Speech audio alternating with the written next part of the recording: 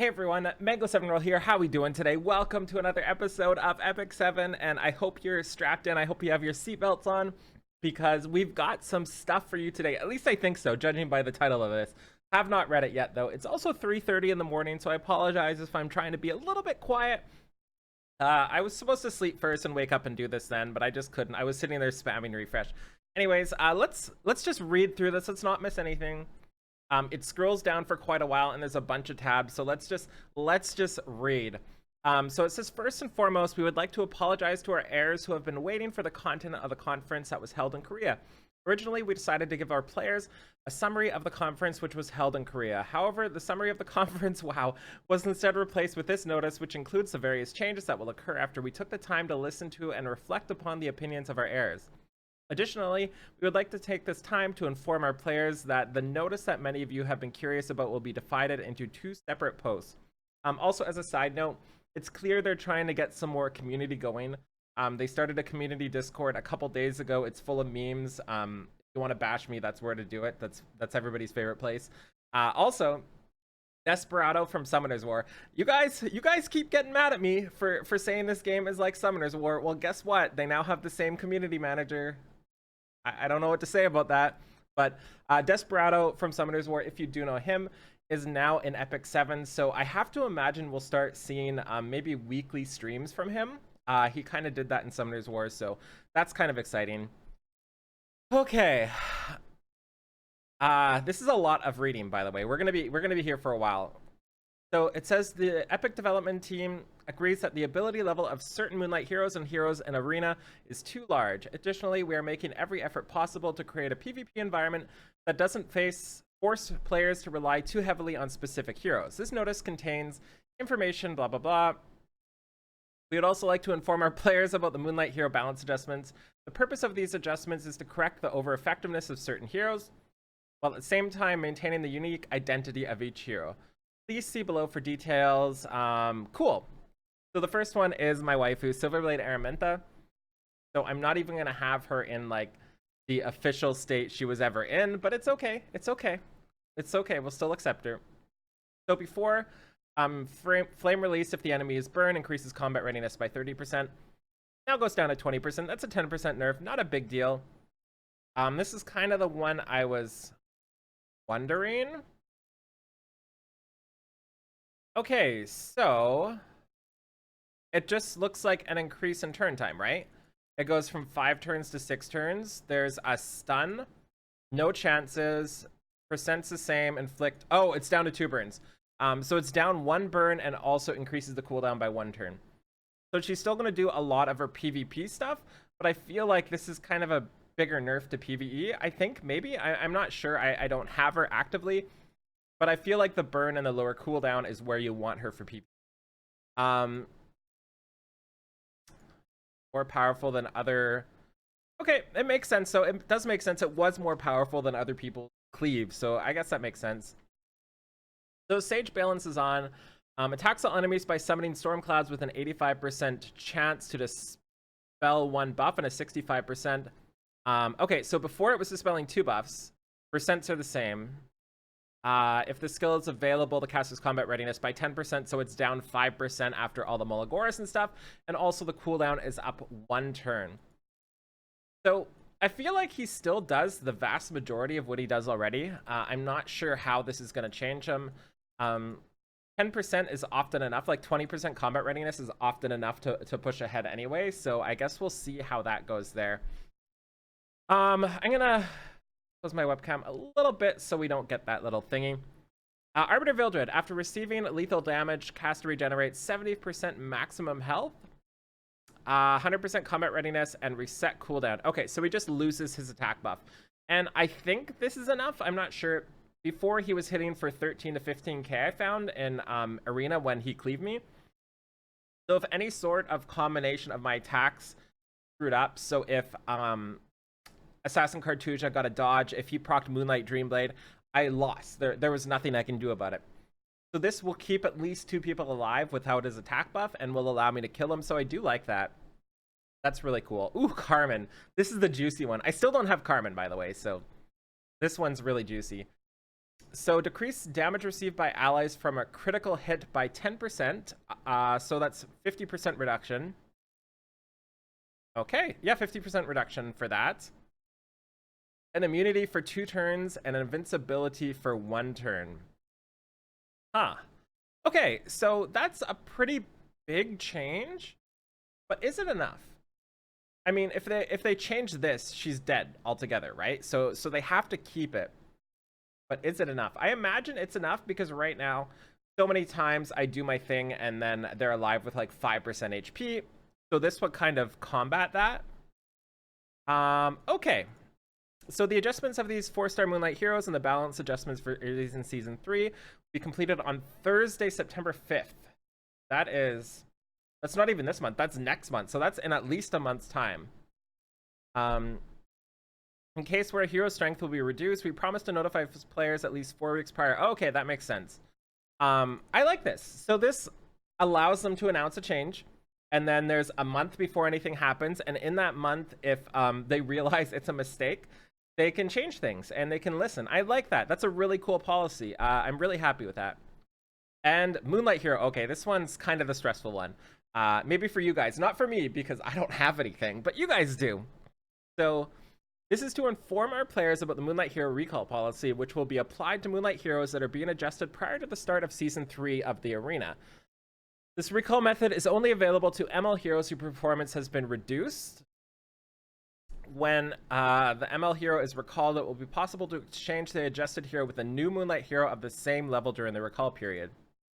So that basically confirms it, right? It'll be like a selector, take what you want. I'm going to keep reading before I keep talking to them. The Moonlight hero that is being recalled has been memory imprinted.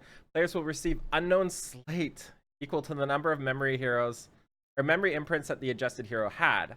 For example, if a player is recalling a 4-star Moonlight hero, they will be given a meteor shard. Okay. And same with 5 stars. So that's kind of cool. I do like that. That's the fair way to do it. People were like, are we going to be able to scam them and get double ML5s? No, of course not. As I say that, if you wish to receive the hero instead of the unknown slate, please send us a request to customer service without using the unknown slate. Actually really impressed that they're willing to do that. They could have just blanket done it, but I'm actually super impressed with that. Okay. More balance changes. Basar. Basar was designed to be used when against a party with many buffs, which is really hilarious because he's not useful against parties with buffs right now. However, the skill Sandwind, which transfers debuffs from the caster to the enemy, and the skill Hurricane. By reinforcing containment factors of Hurricane, Basar's ability to contain the opponent will be improved. I hope so. High damage output from you, Fiend, but her Dragon Roar's skill had problems. Yeah, so one of the big problems with Dragon's Roar is not only did it just not do enough damage, but everybody has immunity and everybody has counters. So all you're doing is opening yourself up to like Elvis Ritual Swords and Charles and any sort of counter, right? So it just wasn't even worth it. Okay. So by balancing, it says the damage gap will be reduced. So I'm assuming they're just gonna buff Dragon's Roar. It's really hot in here, by the way. My glasses are fogging up. Jesus. A little bit Soul Color has the Extinction effect, which matches well with her Soul Burn. Her ability is too focused. Overall ability will be buffed so that she's beneficial. Okay, that's kind of cool. Lidica is highly effective or in golem hunts, but her overall ability is greatly focused on individual containment, so she is not widely used in arena. Okay, that's kind of interesting to me. I feel like Lidica is not a PvP monster, and that should be okay, right? Like, it should theoretically be okay to have somebody like Lidica for PvE. Like, not everybody has to be a PvP character. This is kind of surprising to me that they decided to go this route. I'm not really sure how they're going to manage that unless they make it bypass immunity. That's the only real thing I can think of. Either way, I guess when I talk about it and I think about it, she does have Skill Nullifier, right? So that kind of pushes her towards PvP, so maybe they were aiming to make her a PvPer at the start. Either way, Akali here. Cloak and Dagger has a chance to increase her attack, while Skill Murder has containment. However, because there isn't any additional effect following the skill, wasn't beneficial by improving her basic skill. Okay.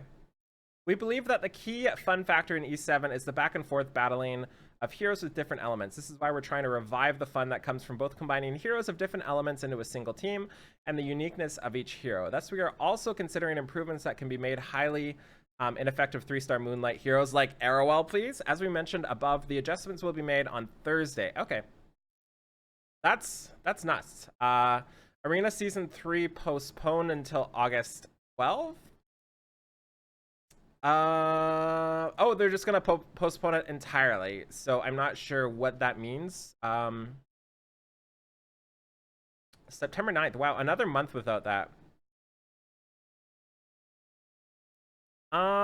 We apologize for any inconvenience as the opening for Arena Season 3 has been postponed and the preseason period has been extended. An additional unknown slate. Okay, that's awesome. At a discounted rate, too. That is super hype. That's one less summon I have to do for SS Bellona. That is super cool. So when fixing skill-related bugs, there is a lot, by the way. I have so many tabs.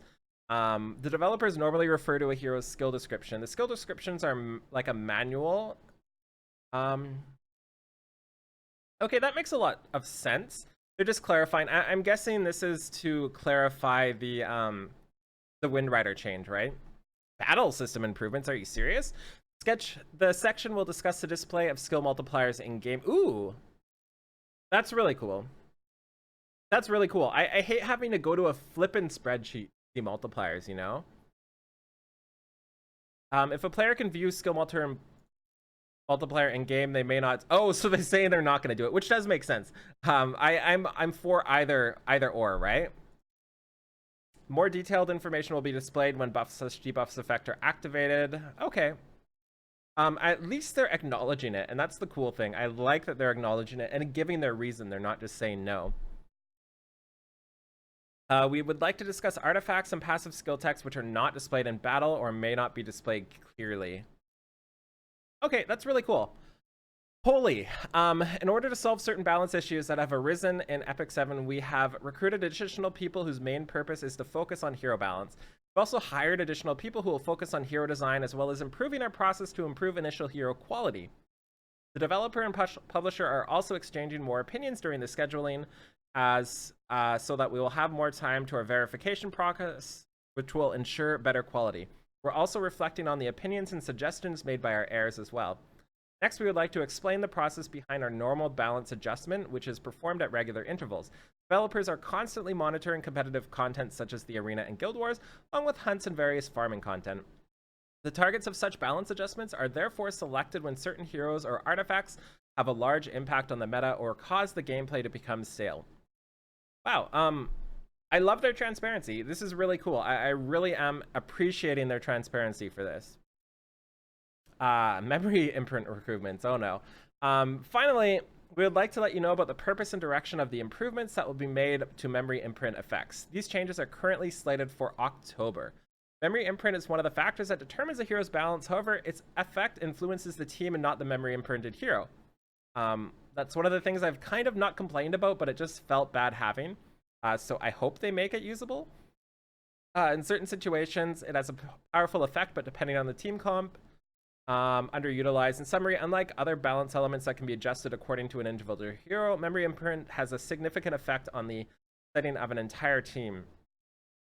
Okay, to make memory imprint a unique power of the hero, we will make changes so that players can either choose to keep the devotion skill applied on team members or choose to have this effect apply to the memory imprinted hero directly. Are you serious? This personal memory imprint may not be as efficient as the one applied to all party members, but it will allow players to choose unique effects. Absolutely adore that. I absolutely flippin' adore that. That is so awesome that they're going this way. It's because it allows a little bit of uniqueness, right? Now everybody's not going to be the exact same, although it's not really visually showing.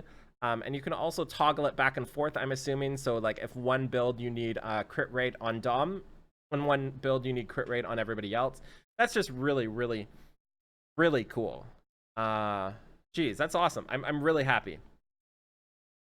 So this was amazing. They're honestly just knocking it out of the park. I don't even know what to say about E7 anymore. They're just like swinging in home runs over and over and over again. It's like they're at the batting cage in Persona, just like bashing it out of the park. Anyways, we have like 5 more things to read, so grab a drink and let's get going to the rest. I'm gonna turn on a flippin' fan. So now we have Seaside Bellona coming out tomorrow. Again, there will be a Sunday summons on Wednesday today, and I'll be summoning as well. I might go for triple S on her, especially with the additional slate we're getting, so that's really exciting. So her special drink here is, when attacking all enemies, has a 100% chance to inflict additional damage. Additional damage dealt increases proportionate to the caster's attack, and it's a ranger exclusive. I'm not sure how good that's going to be. We need to see how much damage it does. But one cool thing is she can use it, and she still has Song of Stars on her skill 1. So that's really cool. I will be summoning for her as expected, and if you want to see more on Bellona, again, my video out a couple days ago. So what else is coming? Anything new? All I want to know is if we're ever going to see our Araminta, because I'm not going to triple S Bellona if we're going to get the Araminta right after. So this is just going through the story and everything. We all know this. We've seen this screenshot. Accessory reward changes. Oh, automaton tower improvements. That's exciting. By the way, it was super easy, so I hope you cleared floor 100. So we are going from... Their level has just been increased. So we have 78 on 85 and 95. Those can actually be usable. Why? Why is there always rings with attack? Give us rings with HP percent. For the love of everything, just give us HP percent rings. We need it so bad. We don't need another attack one. Okay, next up we have another notice. Summon system improvements notice. Okay, so I'm scared. I'm scared to read this. So first of all, please let us offer our utmost gratitude to our heirs for the varied opinions on how to improve the summoning system. This improvement plan was created after reading various blah, blah, blah, blah, blah. To begin, we would like to speak about the new rates that will be implemented in Covenant summons and other improvements. August 8th, so that's in like a week from now. So this is really cool. For regular summons now, any old banner, you're guaranteed to get them after 121, and the hero itself is 1% chance, and you cannot get anybody else from what I understand. And then you're guaranteed to get her at 121. And then additionally, when performing Covenant summons, players will now have a 5% chance to receive a Moonlight hero, question mark? This change allows for players to have an additional chance to receive a Moonlight hero, while also maintaining their rarity when compared to regular heroes. With the addition of Moonlight heroes, the probability of receiving a 3-star artifact has been decreased. Wow, and the overall probability of receiving a hero is now greater than the probability of receiving an artifact. The ML heroes will be attainable in Covenant summons includes 3 to 5-star ML heroes, and when a new ML hero is introduced, they will be immediately placed in the Covenant summons. Holy. Okay, so we have a really low chance, obviously, at a 5-star Moonlight hero. A really low chance at a 4-star Moonlight hero, and a decent chance at a 3-star Moonlight hero. So looking at this, 1.25% as a 5-star before, like, it's not too much worse, right? What's that, like 7 times worse? About 7 times worse, I think. But how many 5-stars do you have now? So like, even somebody like me might have one by now. And the best part about this is they lowered the rate of artifacts just straight up by 5%. The least desirable thing in all of this. So only good things can be said about this IMO. And now the scary part. What do they do with these? As before, players will be able to receive mileage on their Covenant summons as well as on their drop rate, so they'll be able to receive gold transmit stones. Additionally, players will still be able to purchase 4-star or galaxy bookmarks. Okay, so nothing's changing there. Second change we would like to speak about are the improvements to the Mystic Summons, which will be implemented on August 8th, again a week from now. Mystic Summons are a new type of summons which gives players a higher chance to obtain newly released Moonlight heroes and summoning. However, there's a large issue where players are not able to receive a Moonlight hero before the period has ended. In order, please go back in time and refund me for some of my summons, please. Although that would feel so bad for my first ML5 to be a pity one. Anyway, in order to make improvements, we plan to introduce limited summons for Mystic Summons as well. Player does not receive a Moonlight 5-star hero within 200 summons. Then on the 201st, they'll be guaranteed to receive the featured 5-star Moonlight. Guaranteeing counter will not be reset if the Moonlight hero is reset. So it just keeps going. So you can wait until something comes up. I'm so scared to read down because I've summoned, I don't know how much I've summoned, but I've definitely summoned that many. So like I should have one by now, I think. But there's no chance they're gonna just give me one, right? In addition, Mystic Summons will now include a new Moonlight hero, as well as previously released 4 to 5 star heroes. Mystic Summons will be renewed with aforementioned 2 combinations at 4-week intervals. Regular heroes and artifacts updated weekly. So the new 5-star Moonlight hero and previous will run for 4 weeks. Previous 5-star hero and new 4-star will run for 4 weeks. Regular hero and artifacts will be renewed every week. They're not going to refund me, are they? Players will now be able to purchase 50 Mystic Medals from the secret shop in the lobby, which allows them to perform 1 summon. As Mystic Medals will be able to be added to the secret shop, that's exciting. The chance for friendship bookmarks appearing has been reduced. That's really exciting. As the difficulty of acquiring ML heroes has been reduced through the improvement of the summoning system, we will investigate all materials that players use for Moonlight and Mystic Summons and give each player a 50% refund for the in-game materials used on the summon. The 50% refund will apply to Galaxy bookmarks and Mystic Medals used until the 2nd, and will be paid back in batches after the 8.8 update. Okay, 50% refund. That seems pretty good, right? Like, that seems pretty good. That seems like I might get an ML5. I'm not sure how much I've spent, but I know I've spent a lot.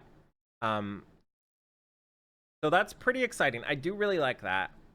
But I'm also like, it's so weird they wouldn't just go to the pity rate system like they did with Mystics, you know? Like, it's just really weird to me that they just don't give the people who hit the pity and use that many, because they have that statistic. That's the only thing I'm not sure about on this update so far. Everything else has been 100% fantastic. That said, I don't know if this comes out tomorrow or not, so I can't really complain. But I'm skeptic of that. That's the only thing I'm skeptical of so far. And holy, I think that's everything. Let's just go back to the main thing. There's just so many things. It's ridiculous how many things are here. I'm sure there's going to be stuff I missed. Like, look at this. Look at how many things are posted. Client update. Yeah. Okay, so I think I covered everything. So yeah, this was another fantastic patch by Epic 7 by GM Dominiel. Thank you, GM Dominiel. Big shout out to you. And yeah, I'm really excited. I'm thoroughly hyped. And I might actually get an ML5. And I just want to apologize for this video being everywhere. It's 4 in the morning now, and there's so much information to process. I couldn't wait until the morning to do this. So thank you so much for watching. Feel free to like, comment, subscribe as always, and I'll talk to y'all later. Bye, everybody.